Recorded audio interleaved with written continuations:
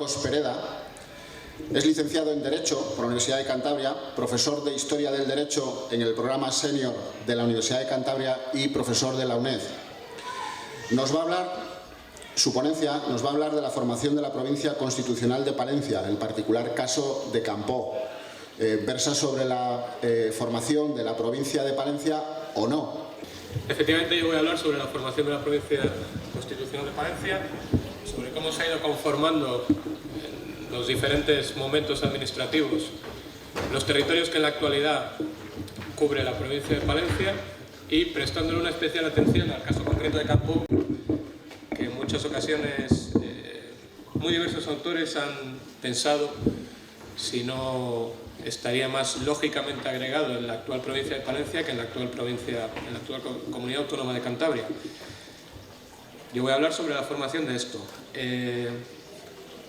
La primera advertencia es, igual que comentaba en la jornada anterior, no espere nadie aquí ningún tipo de polémica en relación a la obligatoriedad o la necesidad o no de cargarnos provincias o diputaciones provinciales o comunidades autónomas.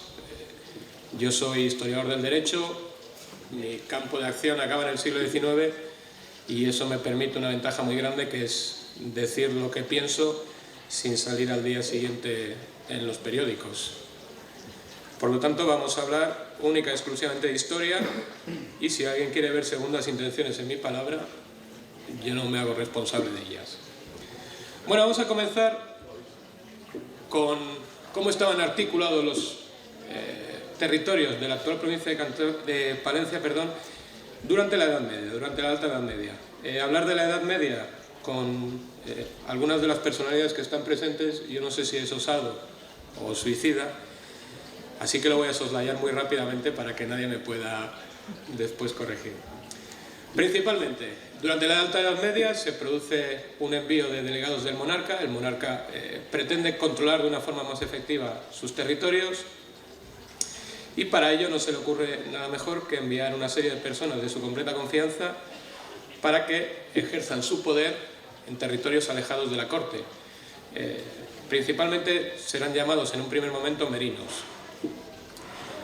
Lo que hoy es Palencia está encuadrada en la Merindad Mayor de Castilla, que tenía una cierta capitalidad, no sé si oficial u oficiosa, pero una cierta capitalidad en la ciudad de Burgos, y además estaba dividida esta Merindad Mayor de Castilla, tal y como nos comenta, o como nos dice, mejor dicho, el libro Becerro de las Beatrías, 1351, estaba dividida en circunscripciones territoriales y administrativas más pequeñas que se denominaban merindades menores.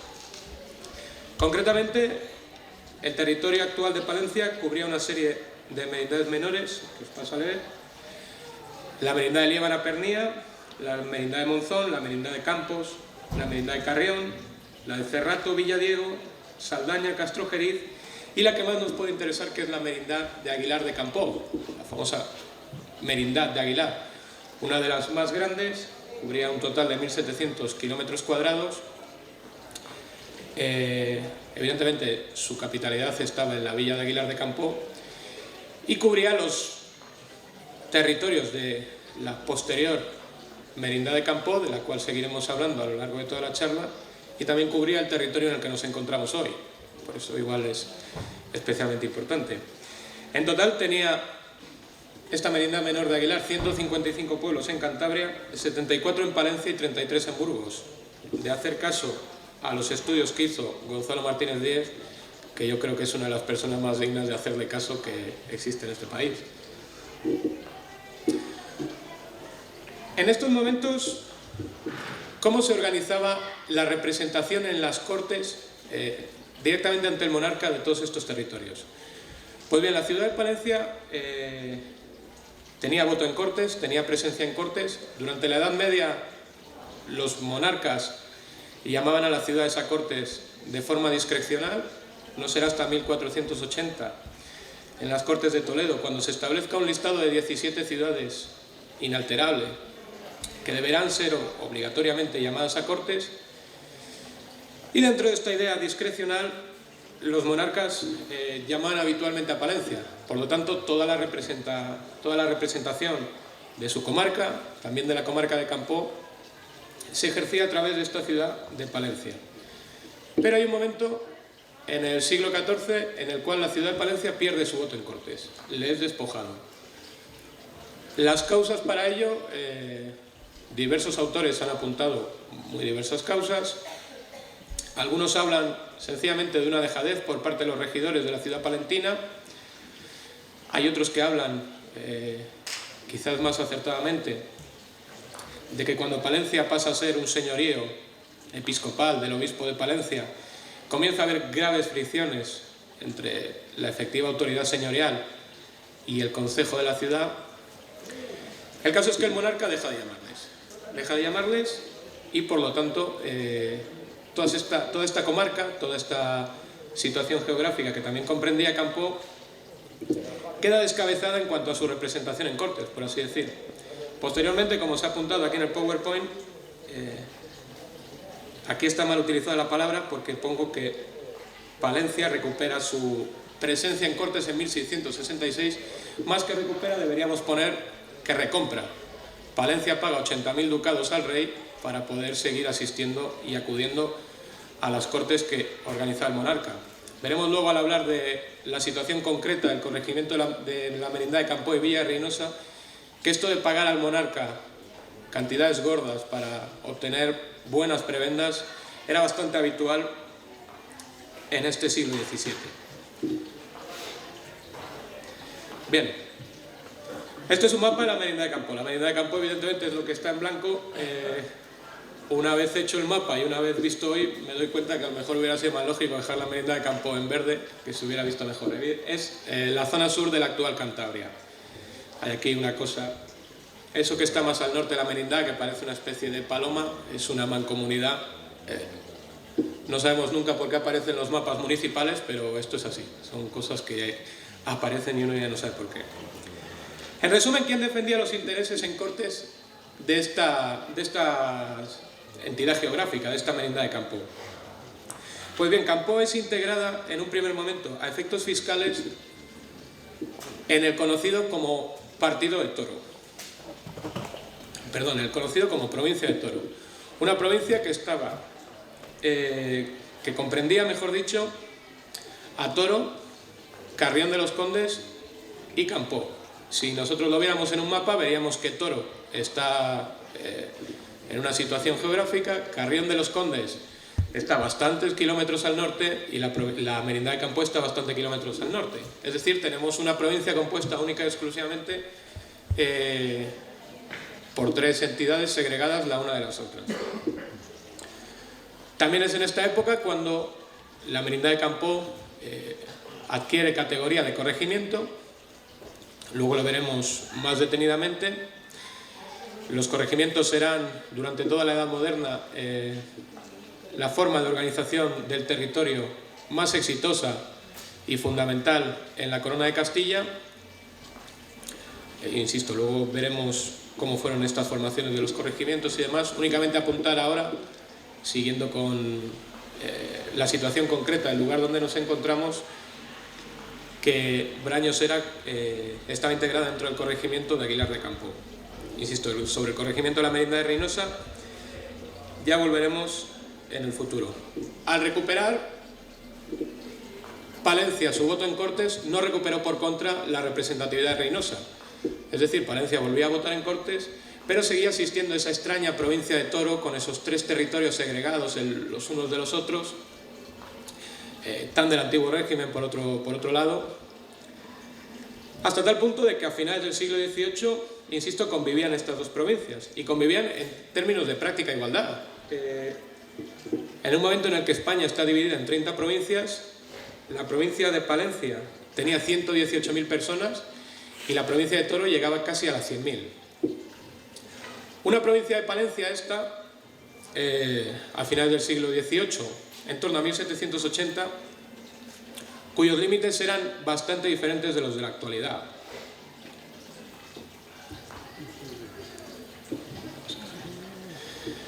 Al norte, los límites al norte eran exactamente iguales que hoy. debido a que la Merindad de Campoo estaba integrada en otra provincia, la limitación al norte era similar. Al este, por contra, cambiaba un poco.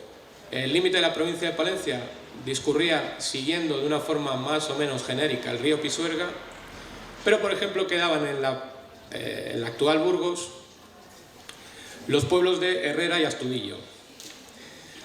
Al sur y al suroeste, la provincia de Palencia comprendía zonas que hoy están en Valladolid, especialmente en el Valle de Esgueva, y el mayor cambio venía en la zona occidental, porque todo el partido de Carrión de los Condes estaba desgajado, y estamos hablando de un partido que comprendía en aquella época 185 pueblos.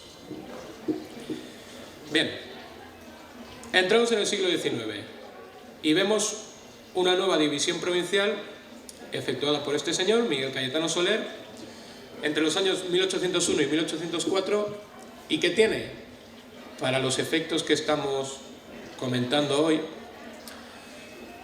una importancia fundamental, en tanto en cuanto este hombre suprime la provincia de Toro. Ya no va a existir aquella provincia tan extraña que tenía 3 enclavados, los 3 aislados los unos de los otros, sino que la provincia de Palencia va a doblar su tamaño. Va a doblar su tamaño en tanto en cuanto va a conservar todos sus territorios, todos los que tenía con anterioridad, y además se le van a agregar los partidos de Reynosa o Campoo y Carrión de los Condes. Es decir, este es un mapa de una obra de Manuel Revuelta González. La parte superior derecha es la Merindad de Campoo, y todo lo que está a la izquierda, sombreado en un gris oscuro, es el partido de Carrión de los Condes. De facto, insisto, la provincia de Palencia doblaba su tamaño. Pasamos de situación política. Llegan los franceses, gobierno de José I, monarquía de José I, y una de las primeras cosas que se propone hacer José I, o mejor dicho, que se propone hacer esta administración francesa, es modificar las circunscripciones territoriales en las cuales estaba dividida España. Consideraban que eran arcaicas, que estaban basadas en terminologías históricas no válidas dentro del nuevo orden que se quería instaurar en el siglo XIX, y por lo tanto es una de las primeras cosas a las que intentan meter mano. Cuando hablamos de esta división departamental y luego prefectural, explicaré lo que es, estamos hablando de algo que efectivamente conocemos los límites que se iba a tener, conocemos la forma en la que se iba a hacer, pero que no se llevó a cabo. Estamos hablando de castillos en el aire. No obstante, nos puede ir dando diferentes noticias, diferentes pistas de cómo y por dónde continuará la evolución a lo largo del siglo XIX.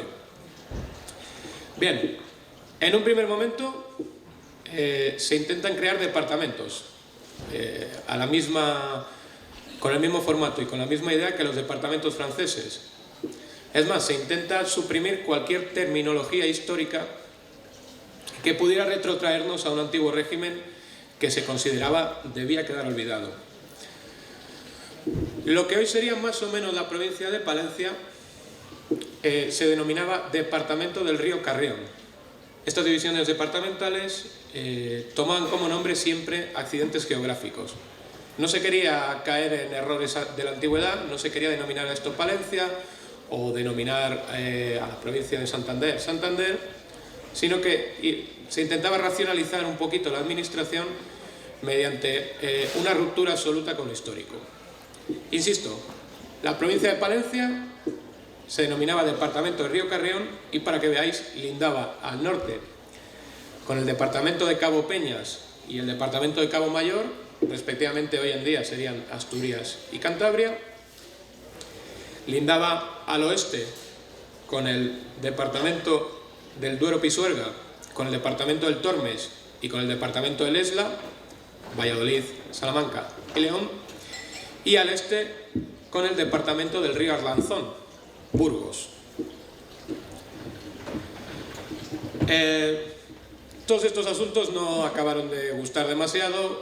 Toda esta gran ruptura con la tradición histórica, incluso a efectos terminológicos, no acababa de calar entre la gente y hubo grandes disputas y grandes quejas incluso entre los miembros de la administración josefina, de tal forma que se da marcha atrás en esta idea y se va a suprimir la denominación departamentos por considerarlo una denominación netamente francesa, y se va a suprimir toda esta idea de nominar a cada una de las administraciones territoriales con un accidente geográfico. Por lo tanto, aparecerán las prefecturas. Las prefecturas no son otra cosa que los mismos departamentos, pero con otro nombre y con una subdivisión que ahora comentaremos. Porque las prefecturas se dividían habitualmente en dos subprefecturas. Aparece de tal forma la prefectura de Palencia, con las subprefecturas de Cervera y Carrión, y aparecerá también, por hablar del territorio cántabro, la prefectura de Santander, con las subprefecturas de Laredo y Villarcayo. Y aquí no me resisto a hacer un pequeño inciso. Esta subprefectura de Villarcayo suena bastante extraña, porque si vemos en un mapa la extensión de la prefectura de Santander, veremos que Villarcayo queda exactamente en el sur, en una zona muy apartada, prácticamente en la frontera. Se ha escrito por diferentes autores, como Manuel Estrada, que además es compañero mío y le tengo que seguir, que muy posiblemente esta denominación de Villarcayo no sea sino una errata, y que en realidad donde pone Villarcayo se debería haber puesto Villacarriedo, que es una zona que está mucho más centrada dentro de la prefectura de Santander y que a efectos racionales parece un lugar mucho más favorable para la implantación de la capital de esta subprefectura. Como vemos, en ocasiones la historia también se escribe con este tipo de erratas. Muy posiblemente jamás sepamos si efectivamente es una errata, como argumenta Manuel Estrada, o si de hecho se iba a poner esta subprefectura en Villarcayo. Así que nos dará para discutir durante muchos años a todos nosotros. Bien, bueno, vamos a dejar todavía a José I, porque voy a hablar de la división territorial durante la Constitución de 1812, que al final es el motivo de estas charlas. La Constitución de 1812 reconoce la necesidad de hacer una nueva división provincial en España. Lo reconocen los artículos 11 y posteriormente en los artículos 324 a 337 con respecto a la organización de estas provincias, pero no tuvo apenas tiempo de llevar a cabo de forma efectiva esta nueva división. El único cambio que pudo ocurrir con respecto, por ejemplo, a la provincia de Palencia es que pasó de ser provincia de Palencia a provincia constitucional de Palencia. Una provincia constitucional de Palencia que tenía la misma extensión que tenía a principios del siglo XIX, es decir, esa provincia grande con los partidos agregados de Campoo y Carrión. La idea de segregar Campoo de Palencia fue una idea josefina. De hecho, es la primera vez en la que Campoo, Reynosa, depende administrativamente de Santander. Es una idea josefina, como digo, y por lo tanto se aparta como no adecuada. Insisto, el único cambio que hubo a partir de la Constitución de 1812, en estos dos primeros años, 12-14, fue el cambio de denominación de provincia de Palencia a provincia constitucional de Palencia, y debían estar muy contentos los palentinos de la época de que únicamente hubiera sucedido este cambio, porque el único documento que se conserva en la actualidad, tanto de documentación escrita como cartográfica, sobre las ideas para reorganizar provincialmente España, es un mapa firmado por Felipe Bauzá en el que la provincia de Palencia no aparece. Entonces, por eso digo que los palentinos debían estar francamente contentos de que no se llevara a cabo esta división. Luego veremos que la alegría dura poco en la casa del pobre y volverá a aparecer este Felipe Bauzá. Llegamos al trienio. ¿Qué es lo primero que se hace en el trienio con respecto a la administración territorial, a la administración provincial?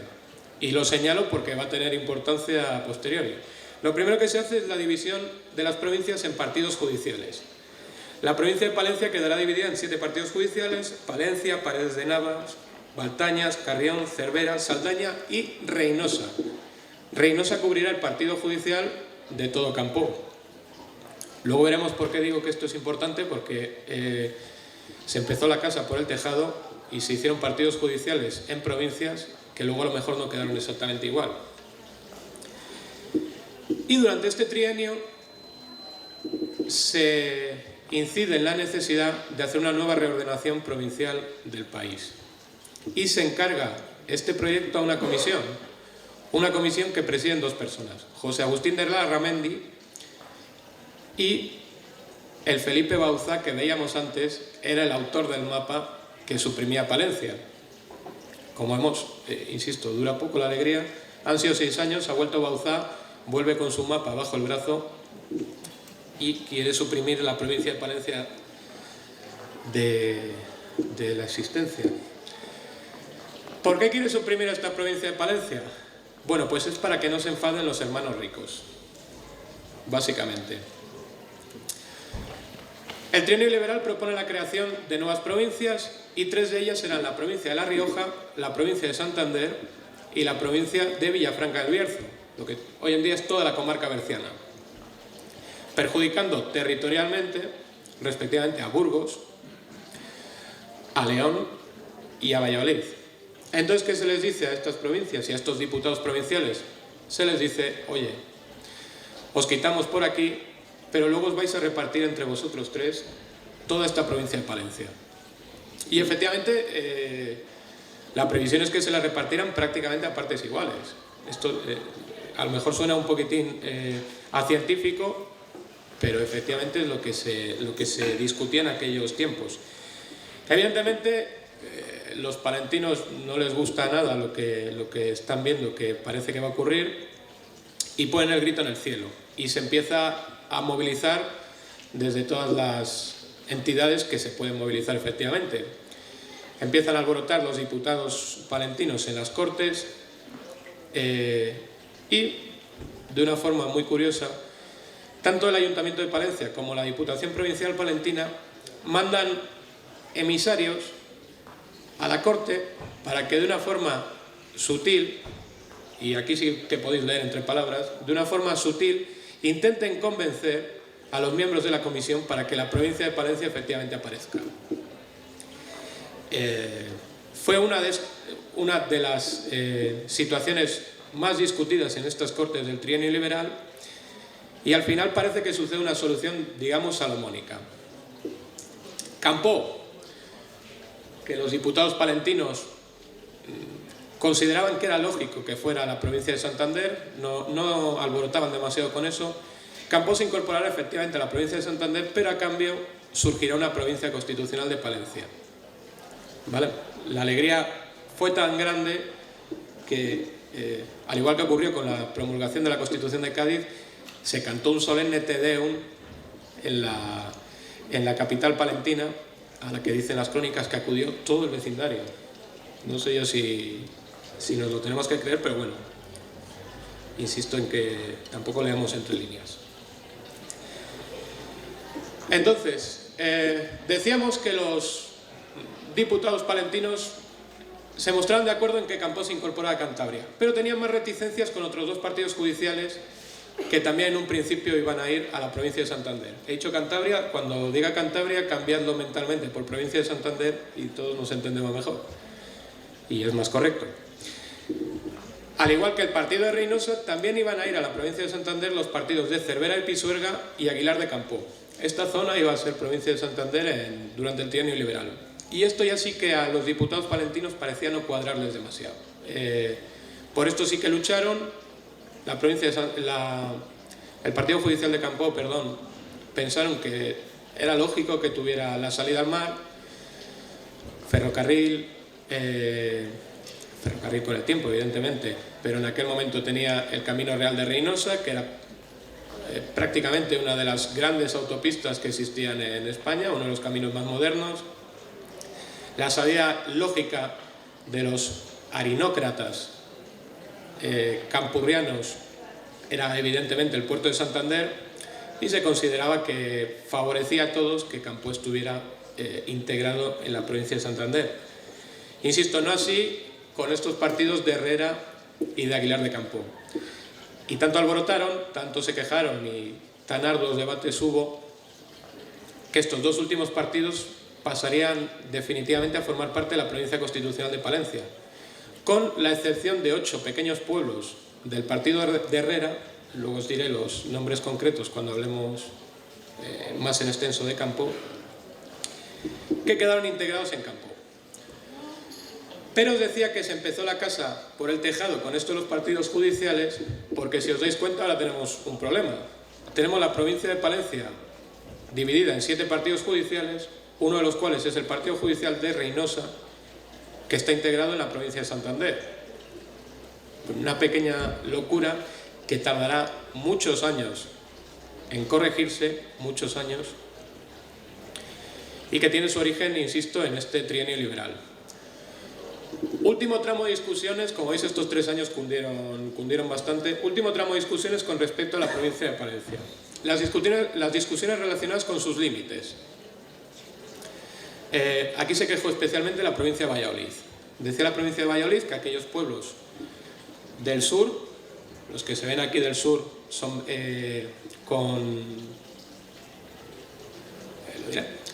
dibujados de forma discontinua. Esos pueblos del Valle de Esgueva, decía Valladolid, los que les habían asignado a la provincia de Palencia en 1804, decía Valladolid que tenían que retornar a su jurisdicción. Lo cierto es que no lo consiguieron en este primer momento, en el trienio, pero ya veremos que la ulterior división provincial sí que les favoreció en este sentido. Pero recapitulando, final del trienio liberal, todavía no han entrado los 100.000 hijos de San Luis. Tenemos una provincia de Palencia con unos límites muy similares a los de ahora y que únicamente cambia un poco en el sur, que incluye pueblos del Valle de Esgueva, y en el norte, donde hay 8 pueblos del partido de Herrera que están integrados en Santander. Entran los 100.000 hijos de San Luis y todo esto se va al garete. Volvemos a 1804, volvemos a la enorme provincia de Palencia, con Campoo, con Carrión, lo que se llama en la historiografía la provincia grande, y esto continuará igual hasta la definitiva división provincial de Javier de Burgos, el famoso decreto del 30 de noviembre de 1833, que dividirá España en 49 provincias y que la dividirá de una forma tan definitiva que a día de hoy el único cambio que ha habido ha sido la división de la primitiva provincia de Canarias en las provincias de Santa Cruz de Tenerife y Las Palmas de Gran Canaria, que sucedió en la década de 1920. El resto de provincias son las mismas que estableció este Javier de Burgos. Y con respecto a la provincia de Palencia, lo único que sucede, se vuelve a la situación que había en el trienio liberal y se liman esas pequeñas diferencias que había a norte y sur.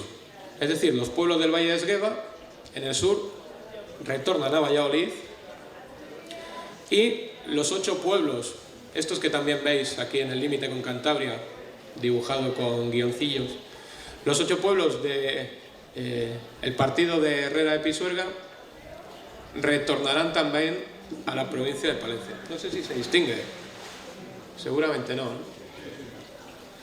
Bueno, os lo imagináis, y si no se distingue, lo que digo yo va a ser lo bueno, o sea que mejor. Vale, 1833 entonces, provincia de Palencia, la división de Javier de Burgos, que será la que se conserve hasta ahora. Entonces ya hemos acabado con toda la evolución territorial e institucional de lo que con el tiempo ha acabado siendo la provincia de Palencia.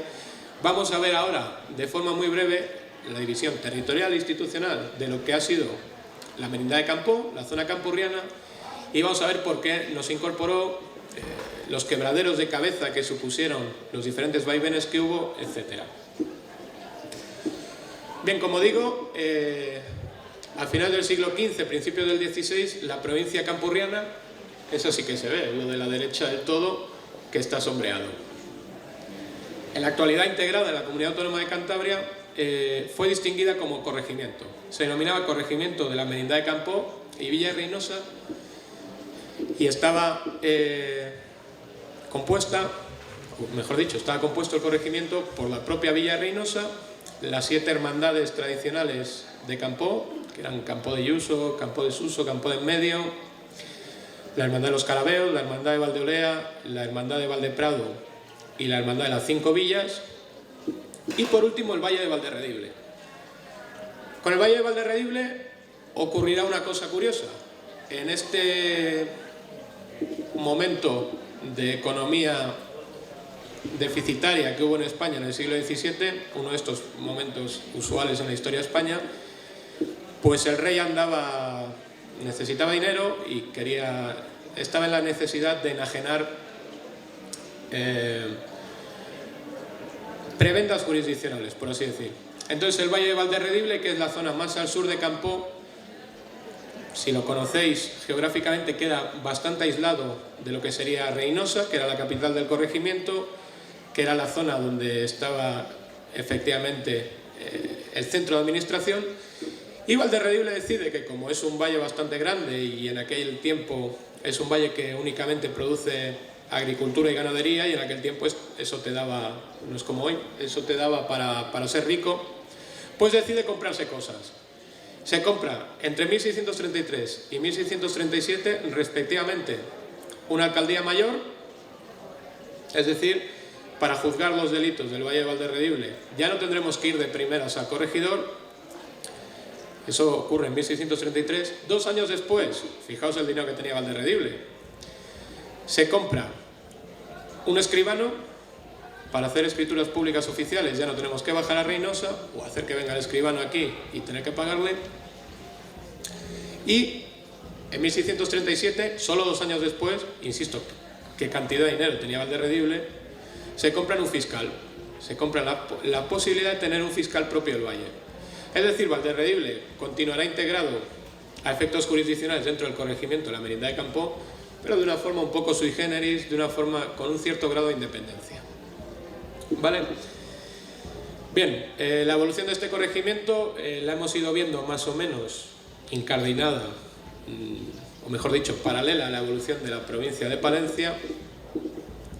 El primer momento, insisto, en el que Campó y la zona campurriana depende administrativa y territorialmente de Santander es la administración josefina, que no se llevó a cabo, pero que, como os apunté en su momento, nos sirve a modo simbólico, si queremos, para este tipo de cosas, para ver cómo algunos territorios que la administración josefina fue asignando en diferentes provincias, definitivamente después en otras divisiones se han ido quedando.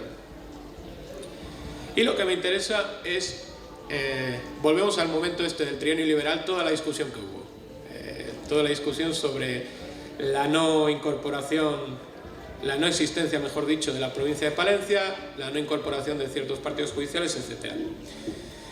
Insisto, la provincia de Palencia, mejor dicho, los diputados palentinos, Manuel Calderón en especial, veían con buenos ojos que Campó se incorporara en la provincia de Santander, y lo veían con buenos ojos, muy especialmente, podríamos decir, desde un punto de vista de la naturaleza, geográfico, desde un punto de vista cultural, desde un punto de vista folclórico y todos los puntos de vista que queramos, pero sobre todo desde un punto de vista económico.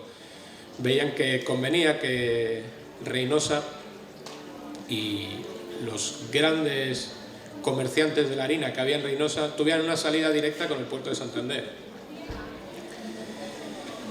Y como vemos, como indicamos, se quedaron dentro de Santander 8 pueblos del partido judicial de Herrera Pisuerga. Estos os los leo para que lo sepáis. Eran Canduela, Cezura, Cordovilla, Menaza, Quintanilla de las Torres, Salcedillo y Valdeberzoso. Están ahí también dibujados. Y en un momento además en el que el partido judicial de Reinosa, insisto, Reinosa pertenece a una provincia pero su partido judicial está en otra. Este tipo de cosas tan extrañas que ocurren a veces. Y por último, para darle aún más complicación a este nudo gordiano de estos que solo se pueden resolver con una espada. Resulta que con la incorporación de Campó a Santander, evidentemente Campó debería tener un diputado en la Diputación de Santander, pero la Diputación de Santander ya tenía todos sus puestos de diputados cubiertos. Bueno, ¿qué ocurrió? La historiografía dice muy pomposamente que dimitió el diputado Manuel Pérez de Aneve. Me jugaría cualquier cosa a que le dimitieron.